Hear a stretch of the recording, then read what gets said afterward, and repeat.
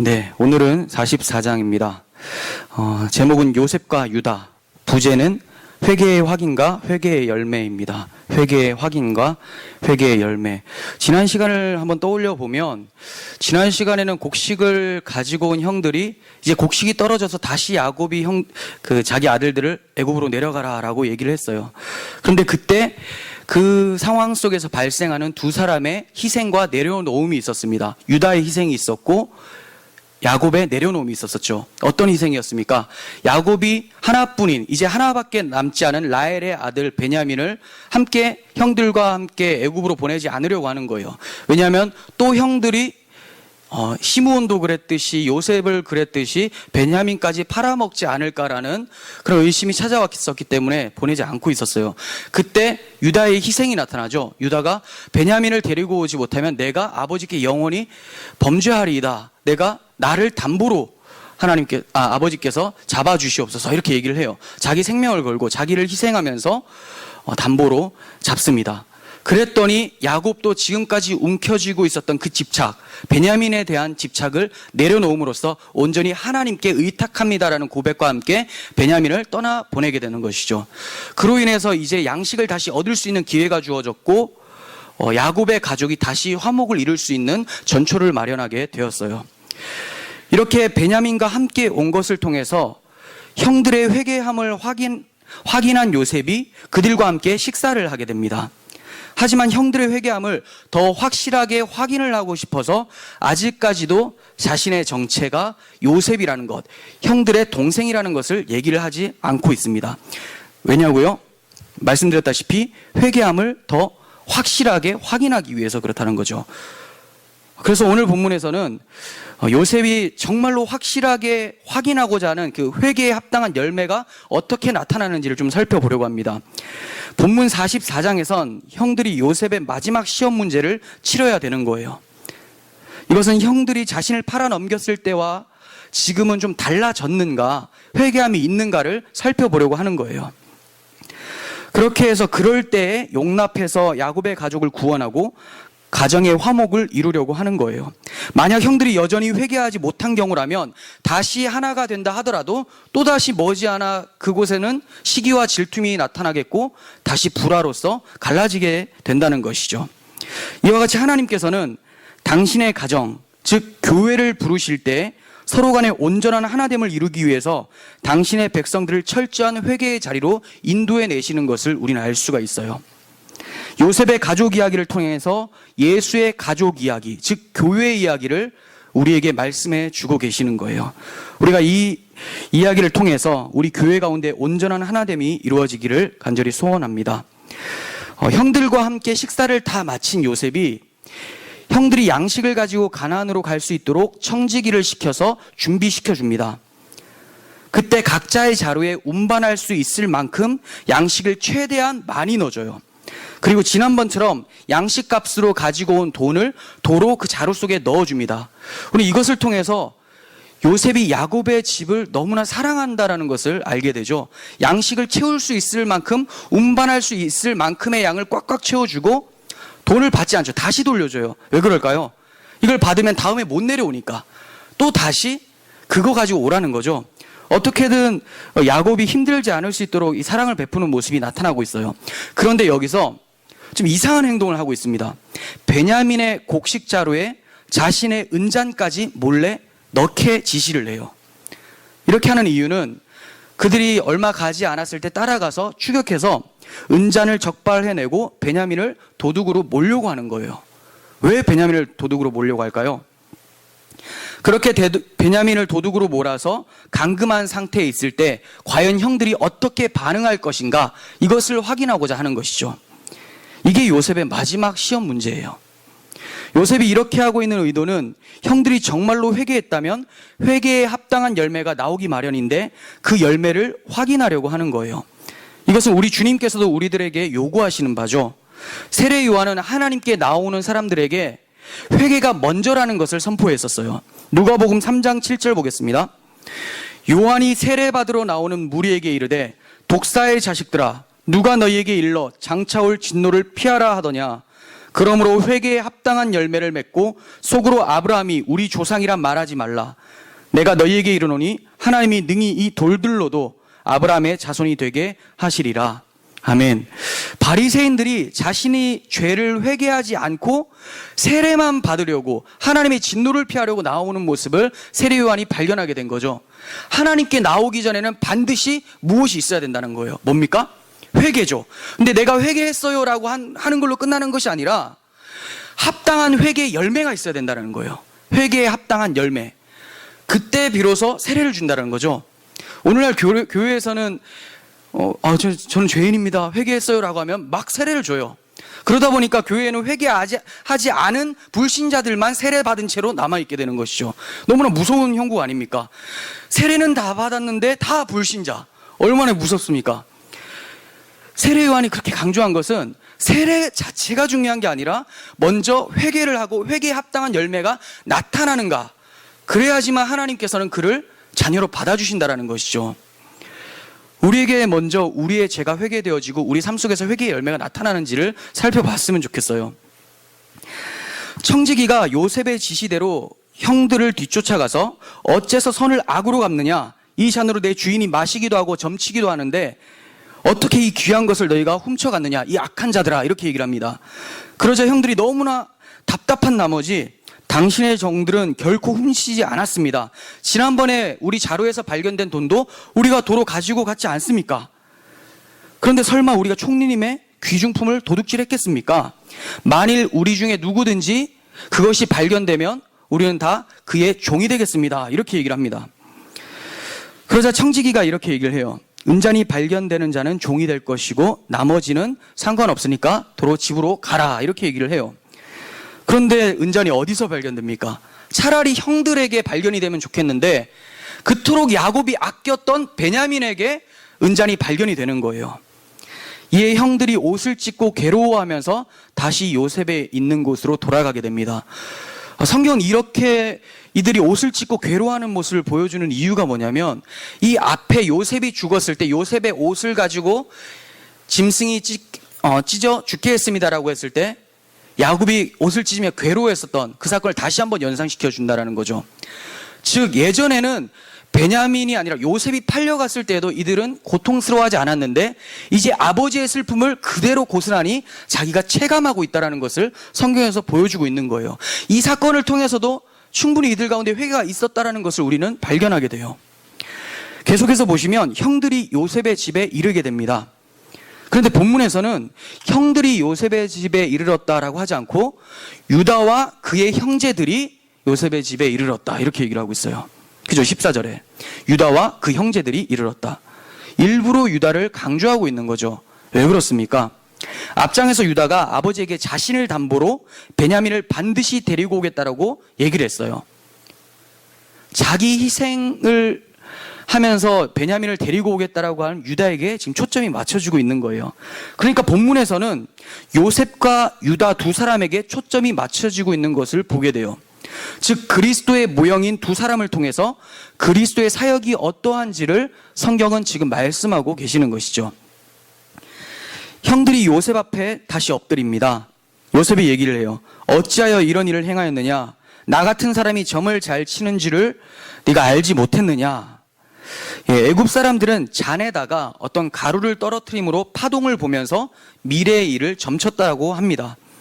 그런데 여기서는 요셉이 점쳤다기보다는 그의 형들에게서 필요한 정보를 알아내기 위해서 스스로 지어낸 이야기라고 생각이 되어져요. 요셉은 형들을 나이 순서대로 식탁에 앉히는 모습을 통해서 자기가 보통 사람이 알지 못하는 감추어진 것까지도 알 수 있는 능력이 있다는 것을 형들에게 은근히 알게 해주었던 거죠. 지금 요셉은 자신이 하나님의 도움으로 감추어진 지식을 알아낼 수 있는 자라는 것을 심어주려고 하는 거예요. 마치 그의 형들이 자신들이 지난날에 한 일을 더 이상 이제 숨길 수 없는 것처럼 만들려고 하는 것이죠. 이 사람이 우리 마음속에 있는 것까지 알고 우리 예전 일까지 아는 것 아닌가? 점을 잘 치고 미래의 일을 예견하니까 하나님께서 이에게 뭔가를 알려주는 거 아닐까라는 그 압박감을 지금 주고 있는 거예요. 요셉의 의도대로 목적이 적중됐습니다. 유다가 말하기를 우리가 내 주께 무슨 말을 하겠습니까? 하나님이 종들의 죄악을 찾아내셨습니다. 우리 모두가 다 내 주의 노예가 되겠습니다. 이렇게 얘기를 해요. 하나님이 종들의 죄악을 찾아내셨습니다. 사실 형제들은 자신들이 은잔을 훔치지 않았다라는 것을 자신들이 알죠. 그런데 왜 자신들이 죄를 저지른 것처럼 얘기를 하고 있을까요? 하나님이 지난날 자신들의 죄악을 지금 은잔 사건을 통해서 생각나게 하시고 그 죄값을 지금 무신다고 이들이 생각하고 있는 거예요. 그러니까 은잔은 내가 훔치지 않았지만 이 은잔 사건을 통해서 예전 죄를 하나님께서 지적하시고 드러내신다라는 것을 느꼈던 것이죠. 다윗도 죄를 회개치 않고 고집만 피우고 있을 때 그 죄를 하나님께서 드러내시는 경험을 하게 돼요. 그러면서 지었던 시편을 보겠습니다. 시편 32편 3절이에요. 내가 입을 열지 아니할 때 종일 신음함으로 내 뼈가 쇠하였도다. 주의 손이 주야로 나를 누르시오니 내 진액이 빠져서 여름 가뭄에 마름같이 되었나이다. 내가 이르기를 내 허물을 여호와께 자복하리라 하고 주께 내 죄를 아뢰고 내 죄악을 숨기지 아니하였더니 곧 주께서 내 죄악을 사하셨나이다. 아멘. 예, 그렇습니다. 하나님의 손은 회개치 않는 우리들의 마음을 짓눌러서 종일 신음하게 만들어 주세요.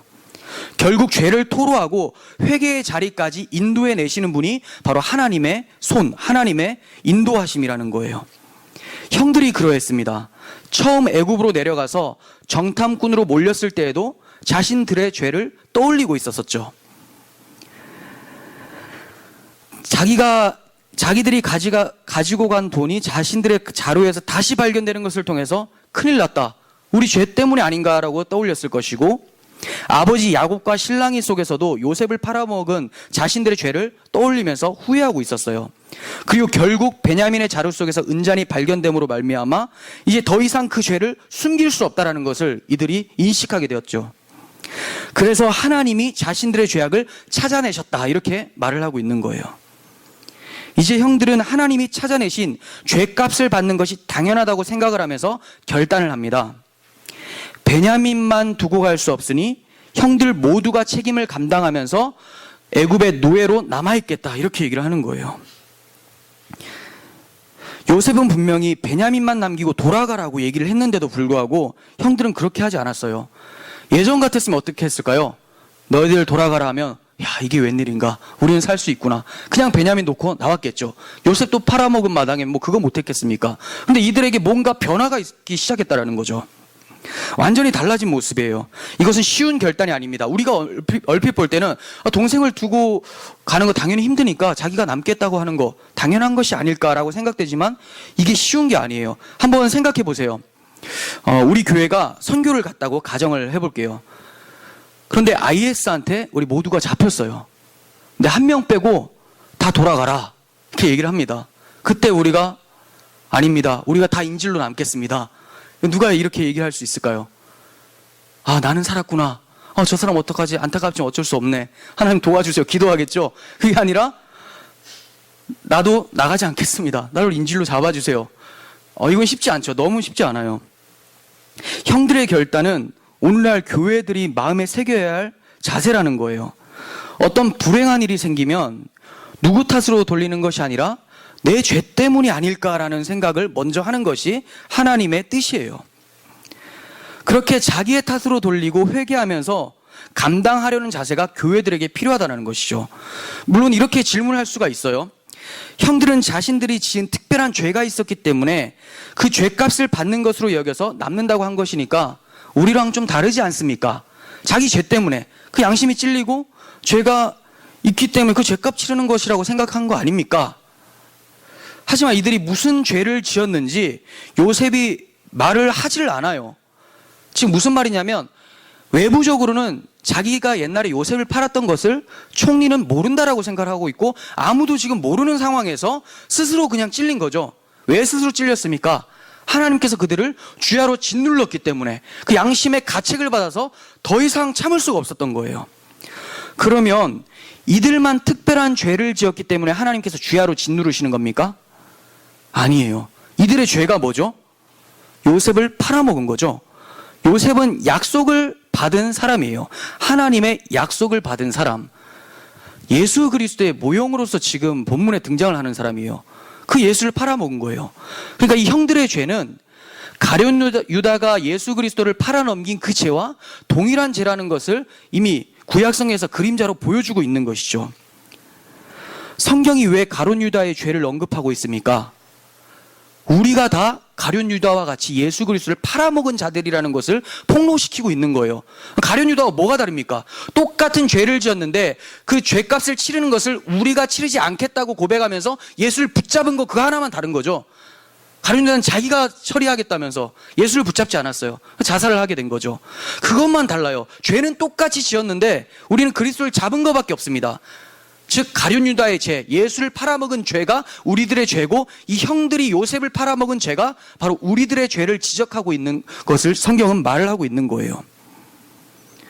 그러면 형들의 죄가 더 큽니까? 우리들의 죄가 더 큽니까? 형들은 예수 그리스도의 모형인 요셉을 판 것이고, 우리는 예수 그리스도를 팔아먹은 자들이잖아요. 그 실체를 팔아먹은 자들이라는 거죠. 그러니 우리는 어떤 불행한 일이 벌어지면 가장 먼저 가장 큰 죄를 지은 나 자신의 죄를 돌아보는 것이 마땅한 거예요. 하나님은 모든 상황을 통해서 우리들을 주야로 짓누르시고 주를 못 박은 죄를 회개하고 내 대신 죽은 주를 더욱 사랑하기를 원하시는 거예요. 이 하나님의 압박에 반응한 자들은 더 이상 자기 목숨, 자기 유익을 위해서 살지를 않습니다. 이웃을 위해서, 하나님을 위해서 살아가게 되는 거예요. 그러니 우리 교회가 복음을 아는 교회라면 마땅히 형들의 결단이 나타나야 되는 것이 당연한 거예요. 어떻게 형들의 결단처럼 나타납니까? 복음을 알면 그렇습니다. 그럼 복음은 어떻게 합니까? 예수를 어떻게 합니까? 하나님은 어떻게 나아갑니까? 말씀드렸잖아요. 세례 요한이 얘기한 게 회개에 합당한 열매를 맺어라. 이 형들이 지금 회개를 냈고 그 열매를 지금 나타내고 있는 거예요. 그 열매가 뭡니까? 이웃사랑이라는 거죠. 내 자신을 희생하면서 이웃을 사랑함으로 내가 그리스도를 사랑한다라는 것을 나타내 보이는 것이 바로 회개에 합당한 열매라는 것입니다. 나 따로 저 사람 따로가 아니에요. 이웃을 내 몸과 같이 사랑할 수 있는 것은 주를 팔아먹고 주를 찌른 자가 자신이라는 인식 속에 회개한 자들만이 가능하다라는 거예요. 이제 형들의 회개가 한 사람 유다의 입을 통해서 구체적으로 진술되고 있는 것을 보게 됩니다. 유다가 요셉에게 얘기를 합니다. 내 주여, 원하건대 당신의 종에게 내 주의 귀에 한 말씀만 아뢰게 하소서. 주의 종에게 노하지 마소서. 주는 바로와 같으심이니이다. 자, 말을 굉장히 어렵게 하죠. 결국 그거예요. 너무 높으신 분이시여, 제가 한 말씀만 할 수 있도록 도와주세요, 허락해 주세요, 이 얘기예요. 엄청 근데 극진히 겸손을 떨면서 낮아짐의 자세를 취하고 있어요. 근데 겸손을 떠는 게 아니라 겸손할 수밖에 없는 구조를 이들이 가지고 있어요. 왜 그렇습니까? 유다에게 회개가 있었기 때문에 그렇습니다. 본문을 읽어보셔서 아시겠지만 본문에는 유다와 형제들이 극히 낮아진 모습으로 겸손하게 말하고 있음을 보게 돼요. 주의 종, 내 주여, 계속 이 얘기가 계속 나오죠. 이것은 단지 요셉이 총리이기 때문에 두려워서 낮아진 모습이라고는 볼 수가 없어요. 그것도 맞죠. 근데 그 이상의 것이 있다는 거예요. 형들은 지금 하나님께서 요셉을 통해 자신들에게 말씀하신다라고 생각을 하고 있기 때문에 그가 하나님 앞에서 낮아질 수밖에 없다는 것이죠. 그래서 형들은 자신들이 지금 하나님 앞에 서 있다는 생각으로 말하고 있기 때문에 겸손하게 발언을 하고 있는 것입니다. 이처럼 진정으로 회개를 한 자들의 특징은 뭐냐? 겸손이라는 거예요. 낮아짐이라는 것이죠. 스스로 절대로 높이지를 않습니다. 자신의 죄가 의로우신 재판장이신 하나님 앞에 상달되어 있는데 누가 자신을 높일 수 있겠습니까? 그럼 바로 사형이죠. 그 죄가 너무나 뚜렷하게 보이는데 어떻게 하나님 앞에서 목소리를 낼 수 있겠습니까? 회개한 자들은 자신의 죄를 밝히보고 그 죄가 그리스도의 십자가로 인해서 사해졌다는 걸 알고 있기 때문에 자신의 잘됨을 자랑할 수가 없고 나의 나됨이 오직 하나님께로부터 온다는 것을 고백할 수밖에 없는 가난한 심령의 사람들이라는 거예요. 스스로를 높이기 좋아하고 겸손함이 없는 말을 하는 사람들은 하나님 앞에 있는 죄인 중에 괴수인 자신을 발견하지 못한 사람인 거예요. 유다가 요셉에게 정중히 부탁하고 탄원하기 시작을 합니다. 탄원의 내용은 지금까지 우리도 살펴본 것처럼 있었던 내용을 그대로 얘기를 해주고 있는 거예요. 뭐 야곱한테 갔더니 야곱이 이런 얘기를 했고, 그냥 오는데 우여곡절을 하면서 힘들었었는데 베냐민을 겨우 데리고 왔다, 이런 얘기를 막 합니다. 그리고 나서 아버지의 생명과, 30절부터인데, 아버지의 생명과 아이의 생명이 서로 하나로 묶여있기 때문에 베냐민과 함께 돌아가지 않으면 아버지가 충격을 받아서 죽게 된다. 그리고 우리는 그 아버지를 슬픔 속에서 죽게 내버려두는 불효를 범하게 된다, 이렇게 얘기를 하고 있어요. 예전에는 아버지의 슬픔을 생각하지 않았습니다. 유다가 그냥 찢어진 요셉의 옷을 가지고 죽었습니다. 악한 짐승이 해하였나 봅니다, 이렇게 얘기를 했었죠.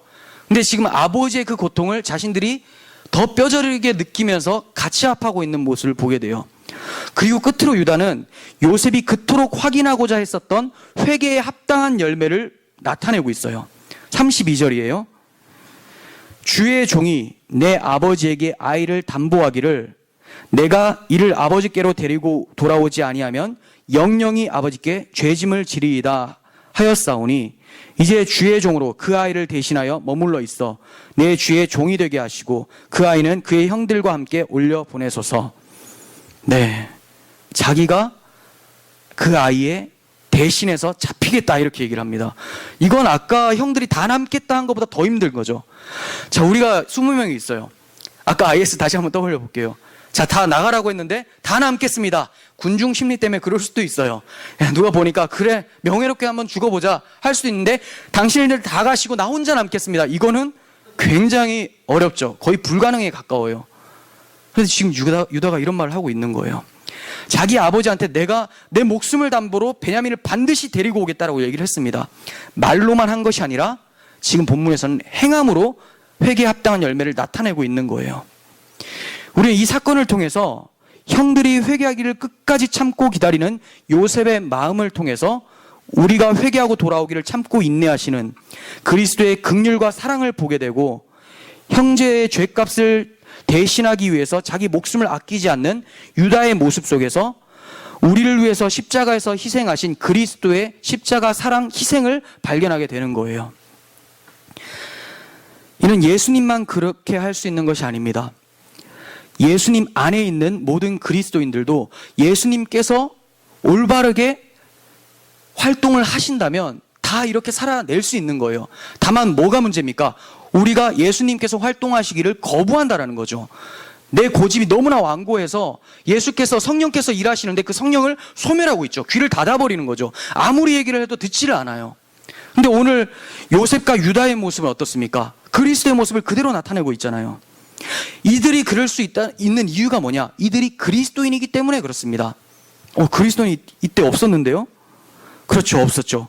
오실 메시아에 대한 믿음이 있었고 하나님 앞에서라는 신앙이 있었기 때문에 이들이 그러한 모습으로 살아갈 수 있었던 거예요.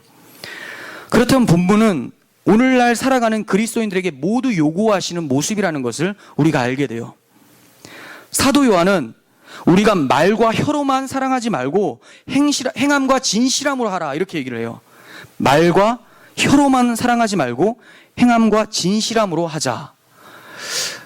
제가 어제 단체 카톡방에 동영상 하나를 링크를 했죠. 황민상 성도님이 저한테 보내주신 걸 보면서 저도 처음에는 이거 그냥 그리스도인으로서 열심히 살아가는 그 모습을 나타내는 건가 하면서 봤어요. 근데 그 정도에 지나는 게 아니죠. 어떤 전도사님이 세차장에서 너무 열심히 일을 합니다. 김준영 전도사님이라고 페이스북에도 있더라고요. 너무 열심히 일을 하시는데 그분께서 왜 그렇게 열심히 일을 하는가, 그래서 자비량 목회를 하시나 생각을 했었어요. 근데 그게 아니라 성도님이 1억 원의 빚이 있는데 자기가 그걸 같이 갚아드리는 거예요. 그리고 누가 아프면 그 일을 대신하고 뭐 밭일도 하고 별의별 일을 다 해요. 안 해본 아르바이트가 없다고 합니다. 그 사람의 모습 속에서 그리스도의 모습을 발견하게 되는 것이죠. 제가 페이스북을 보면서 그 교회당이 설립되어지는 과정 가운데 엄청나게 힘들었다는 사실을 오늘 알게 됐어요. 무슨 우폴인가요? 어디 시골인데 우리는 교회 예배당 건축을 결사 반대합니다 현수막이 있더라고요. 근데 어떻게 건축하게 되었을까? 이제는 그럼 우리는 포교 활동을 하지 않겠습니다라고 하는 전제하에 개척을 한 거예요. 설립을 한 거예요. 그러다 보니까 복음을 전하기가 어려운 거예요. 이 전도사님이 한 게 뭡니까? 그리스도의 사랑을 삶으로 살아내자. 최선을 다하는 거죠. 그랬더니 지금 우리 교회보다 성도가 더 많아요. 그 시골인데. 살아내는 것. 그냥 그분들이, 저 사람은 사기꾼이 아니구나. 워낙 사자들이 많으니까, 이 목사도 이거 사자인가. 그리고 또 워낙 그 사람들은 이제 토속신앙 이런 걸 신앙이 있다 보니까 교회가 들어오는 것에 있어서 부정적으로 생각을 했었는데 이제 한 사람씩 찾아오고 있다는 것을 소식을 듣게 되었어요. 이게 왜 그렇습니까? 그리스도의 능력인 거죠. 물론 안 믿는 사람들도 자기 열심으로 할 수 있습니다. 그렇지만 그리스도인이 하는 것은 자기 열심으로 하는 게 아니잖아요. 그리스도의 사랑이 감격으로 다가오고 내가 그리스도에게 빚진 자이기 때문에 누구를 봐도 그 빚을 조금이라도 갚아내고자 하는 그 마음 때문에 하는 거잖아요. 아무리 갚아도 갚을 수 없다는 걸 알아요. 근데 그리스도를 사랑하기 때문에 그냥 하는 거예요. 그런 모습이 성경에서는 믿음의 조상들에게 많이 발견됩니다. 바울을 통해서도 나타났어요. 바울은 도망친 노예 오네시모를 위해서 자신을 내어놓아요. 오네시모가 도망쳤었는데 자기가 다 감당하겠다 이렇게 얘기를 합니다. 빌레몬서 1장 18절 19절 세 번역으로 보겠습니다. 빌레몬 집의 종이었는데 오네시모죠. 그가 빌레몬에 그대에게 잘못한 것이 있거나 빚진 것이 있거든 그것을 내 앞으로 달아놓아 주십시오. 나 바울이 친필로 이것을 씁니다. 내가 그것을 갚아주겠습니다. 그대가 오늘의 그대가 된 것이 나에게 빚진 것이라는 사실을 나는 굳이 말하지 않겠습니다. 바울은 오네시모를 그리스도의 몸된 교회의 지체로서, 지체니까 이 팔만 내 팔입니까? 이 팔도 제 팔이라는 거죠. 오른쪽 다리 왼쪽 다리 다 하나라는 거예요. 그래서 오네시모의 빚과 오네시모의 잘못이 자기의 것이라고 생각하면서 갚아내기 시작한다는 것이죠. 그리고 빌레몬 또한 자신에게 빚진 자라는 것을 기억하라고 얘기를 합니다. 이것을 얼핏 보면 생색내는 것 같아요. 자, 네가 나한테 빚진 것을 나는 굳이 말하지는 않겠다. 약간 쪼잔해 보이는 느낌이 드는데 이게 그렇게 하기 위해서 말한 게 아니에요. 빌레몬 또한 빚진 자라는 것을 잊지 말고 살라는 거죠. 그리스도인들은 모두가 다 빚진 자의 삶을 살아간다는 것을 인식하면서 살아가기 위해서 도와주고 있는 거예요. 너 또한 빚진 자고 나 또한 빚진 자고 모두가 다 빚진 자다. 이게 그리스도인의 삶이에요. 그리스도인은 누구에게 해줬다라는 것을 기억하는 자가 아니라 난 누구에게 빚졌다라는 것만 기억하는 자들이죠. 그런 자에게만 베품이 나올 수가 있죠. 난 이거 해줬는데 하면 다음에 해줄 때 어떻게 됩니까? 짜증이 나요. 저 언제 갚아주지? 결국 하나도 못 받고 억울해하다가 지옥으로 갈 수도 있죠. 그게 아니에요. 그리스도인들은 아무리 줘도 나는 빚이 너무 많구나. 왜 그렇습니까?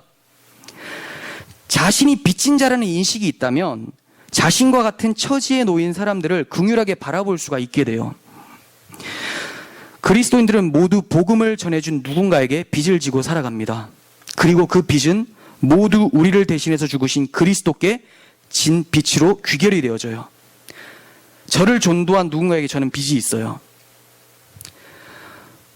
많은 사람들이 저를 전도했어요. 근데 제가 그 사람들을 통해서 간 건 아닌데 그 사람들이 계속해서 얘기했었던 것들이 어느 순간 하나님께서 작용하게 하셔서 교회를 찾아갔죠. 그래서 저에게 복음을 전했던 사람한테는 늘 빚이 있습니다.